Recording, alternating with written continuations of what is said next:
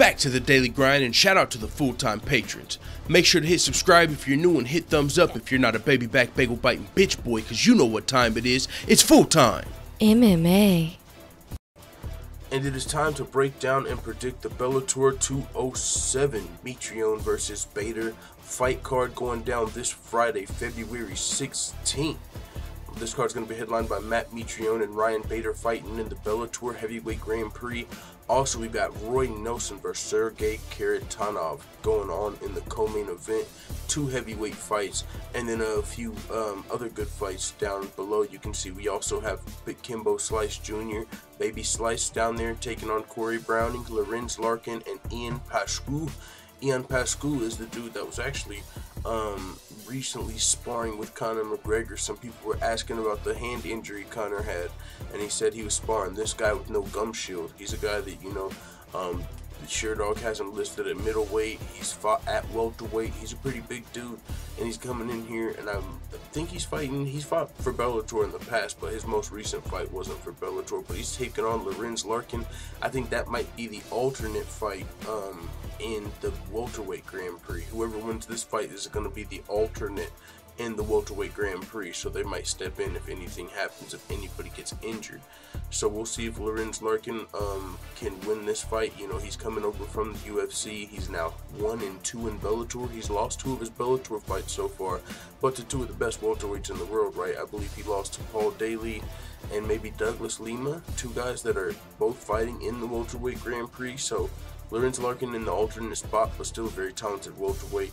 And then the fight opener, which we'll get into now as we start the breakdown and predictions, is between Carrington Banks and Mendel Analo. Carrington Banks is a great wrestler who's coming off the first loss of his career via first round submission. He's 7-1 as a professional, 3-1 in Bellator. He won his first 3 Bellator fights before getting submitted, and you know, that took away his 0. He was undefeated before that. He got submitted by Adam Piccolotti, if I'm not mistaken. I'm pretty sure it's Adam Piccolotti, yeah. But either way, Carrington Banks just lost his first fight, and he's fought undefeated guys in the past. You know, he hasn't been fighting easy fights before this. I mean, he's beat some guys. You know, he just took his first loss, but before that, he handed a couple guys their first loss. Carrington Banks did. Great wrestling base, but he's gonna have to be careful in here against Mendel Nalo. He won his Bellator debut by head kick KO, second head kick KO of his career. He's submitted 4 of his opponents. He's 6-0, finished all 6 of his wins. He's only been to the second round once, and he's never been to the third. So very dangerous guy, Mendel Nalo, but I don't think he's fought anyone on the level of Carrington Banks yet, and I think Carrington Banks has fought tougher competition throughout his career as well. I'm going to give the edge to Carrington Banks. I think he'll be able to grind out a win against Mendel Nalo as long as he can avoid being knocked out or even potentially submitted, you know. But Mendel Nalo, I've seen some good body kicks in the fights that I watched. I've seen also the devastating head kick, man. He laid a dude out in his very first fight and his last fight, 2 head kick knockouts. So that's dangerous. That's something Carrington Banks is going to have to watch for. But also Mendel Nalo, 4 wins by submission. Banks probably having more of a wrestling base. He's going to have to make sure he doesn't get submitted here. But he's beat undefeated guys, as I said earlier, also fought higher level competition. And he's been a little more active in the last 2 years, Carrington Banks. So I'm giving the edge to Carrington Banks to come out here, get back to his winning ways. Then, of course, we got Baby Slice Jr., Kevin Ferguson Jr. coming through, 3-1 as a professional fighting for Bellator. He's taking on Corey Browning. Corey Browning won his first 2 pro fights in 2015 and 2016 by way of submission, but he hasn't fought since then, being submitted back in April 2016. Kimbo Jr., he hasn't been fighting the highest level competition, but he's still more experienced and more active than his opponent. Also trains with a very high level team, and he's well rounded. So I think Kimbo Jr. comes in here, Kevin Ferguson Jr., Baby Slice comes in here, and I think unless he makes a mistake and gets caught in the submission, I think he should win this fight. So I'm going with Kimbo Jr. for sure there. Then we got Lorenz Larkin versus Ian Pascu. You can see that I am going with Lorenz Larkin in this fight. Lorenz Larkin has fought some of the best welterweights in the world. He's got wins over Santiago Ponzinibbio, Jorge Masvidal, Neil Magny. He's got 10 fights in the UFC after fighting 5 fights for Strikeforce. Now he's in Bellator. Ian Pascu has been sparring with Conor McGregor with no mouthguard and shit over at SBG Ireland, but hasn't really fought any welterweights on the level of Lorenz Larkin. So with that being said, I'm going with Lorenz Larkin to win this fight. I think he's not only fought higher level competition in his career, but also he's slightly younger with the same amount of fights, but with higher level competition. So I think Lorenz Larkin should win this fight for sure. I think and also Ian, I believe, is taking this fight on short notice. He was not originally going to be fighting Lorenz Larkin. Lorenz Larkin had a different opponent in this welterweight alternate slot, but Ian Pascu replaced his other opponent, so now he's stepping in on somewhat short notice. I think Lorenz Larkin gets the job done here. Let's look at these heavyweight fights, man. The co-main event, we got Roy Nelson versus Sergey Kharitonov. Heavyweight scrap, man. Sergey Kharitonov is 27-6. He's so I think, let me add up. No, Roy Nelson has more experience. He's got a few more losses in there. So Roy Nelson, man, he's 1-1 in Bellator. So is Sergey Kharitonov. Both of these guys 1-1 in Bellator. Sergey Kharitonov, he wasn't fighting for Bellator in his most recent 5 fights. He's 4-1 in his last 6 fights, I believe. Roy Nelson, though, he's coming off of a loss to, let me just read my notes. I'm over here going off the top of my head and shit. I didn't take these notes for nothing, and it's gonna sound better. My bad, guys. I'm tired. I'm recording this at 5:15 a.m. So I was rambling a little bit there. Alright, snap back into it. Here we go. Roy Nelson won his Bellator debut against Javi Ayala and almost beat Matt Mitrione as well, before ultimately losing a majority decision to Matt Mitrione. But he had him in trouble in that fucking crucifix position, man, if you recall that. And the ref almost could have stopped that fight, but Matt Mitrione was able to survive and ultimately win the majority decision in that fight. Sergey Kharitonov is 9-1-1 in his last 11 fights, and he finished 8 of those 9 wins, only losing to Javi Ayala. But Roy Nelson actually has a win over Javi Ayala, and of course that's not how MMA math works. These guys did fight the same guy, and Roy Nelson beat him. But that doesn't always mean he's going to win this matchup. Sergey Kharitonov is very dangerous, man. He's knocked out a lot of guys, submitted a lot of guys. I think this is going to be a good fight, but I'm giving the edge to big country Roy Nelson. I think he gets the win here. Sergey hasn't beat anybody on the level of Roy Nelson in his last 10 fights, even though he's been winning a lot of them. And also, Roy Nelson's been looking good. Even at his age of 42 years old in his last 2 fights, he could be 2-0 in Bellator if that decision went his way. He had Mitrione in trouble in that crucifix. And if he won that fight, he would have beat Javi Ayala, beat Mitrione, or he would have beat Mitrione, and he'd be 2-0 right now over in Bellator. And that's at this age. He's been active too. So I think Roy Nelson wins this fight as long as he can avoid being knocked out. Roy Nelson's got a black belt, if I'm not mistaken. I mean, I'm pretty sure he's got actually, I'm pretty positive Roy Nelson has a black belt.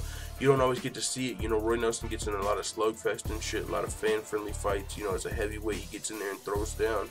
Big fan of Roy Nelson. But he's also got a legit black belt, man. And even if he doesn't choke you out, he'll definitely lay on top of you, put that belly on you. You know that. Roy Nelson will definitely grind a guy out. So I think Roy Nelson can for sure win this fight. As long as he avoids being knocked out. I mean, he has lost 8 of his last 12 fights, only winning 4 of his last 12. But he's literally fighting the best heavyweights in the world. Roy Nelson has a loss to Daniel Cormier, Stipe Miocic, Mark Hunt, Alistair Overeem, Josh Barnett, Derek Lewis, Alexander Volkov, and Matt Mitrione. So it's not like Roy Nelson is just losing to fucking anybody out here, even though his record's not looking amazing as of late.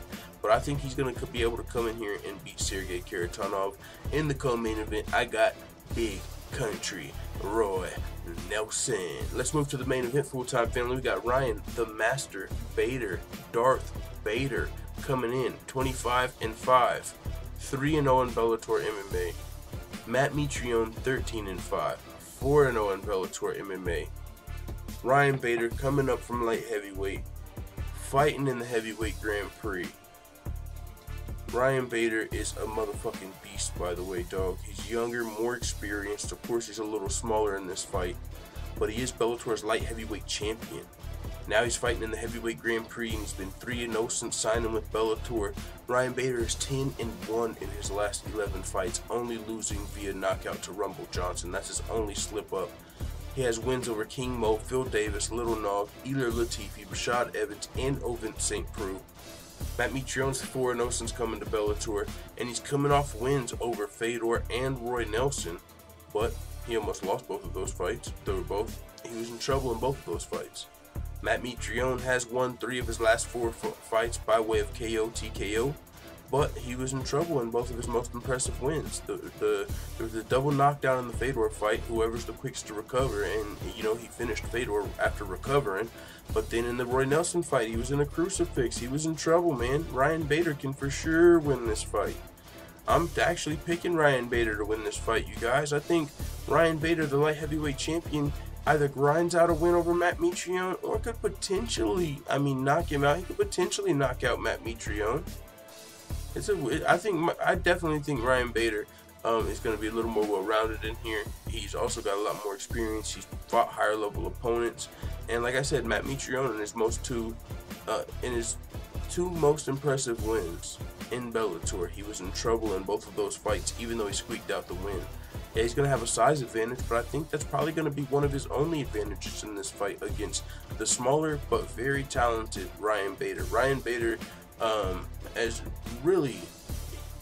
think he's a little underrated. And the reason being, he was being outshined in the light heavyweight division by Daniel Cormier and John Jones, but he was really beating everybody else, honestly. But that division was a little log jammed up because you've had 2 of the greatest fighters on the planet in the UFC in that light heavyweight division, DC and John Jones. So now that Bader is in Bellator, John Jones and Daniel Cormier's not over here, man. Daniel Bader's got a lot of fun. He could win this thing, dude. We seen Daniel Cormier just knocked out Stipe Miocic, moving up from light heavyweight to heavyweight. It's very fucking possible Ryan Bader could win this whole tournament. It's going to be tough, but if he can get past this matchup, he's going to be fighting the winner of, I believe if he gets past this matchup, he fights the winner of Chell and Fedor. So Ryan Bader, man, I think he comes out here, I think he beats Matt Mitrione, and I think he advances in the Bellator Heavyweight Grand Prix, and he moves that much closer to potentially trying for a second title. You know what I'm saying? We just saw Roy McDonald try to go up a weight class and fight for a title against Gegard Mousasi. It didn't work out for him. He wasn't able to become Bellator's first champ. But Ryan Bader in this heavyweight Grand Prix, man, he's definitely not out of it by any stretch of the means. I think he wins tonight, and then if he fights Chael Sonnen, I think is a very winnable fight.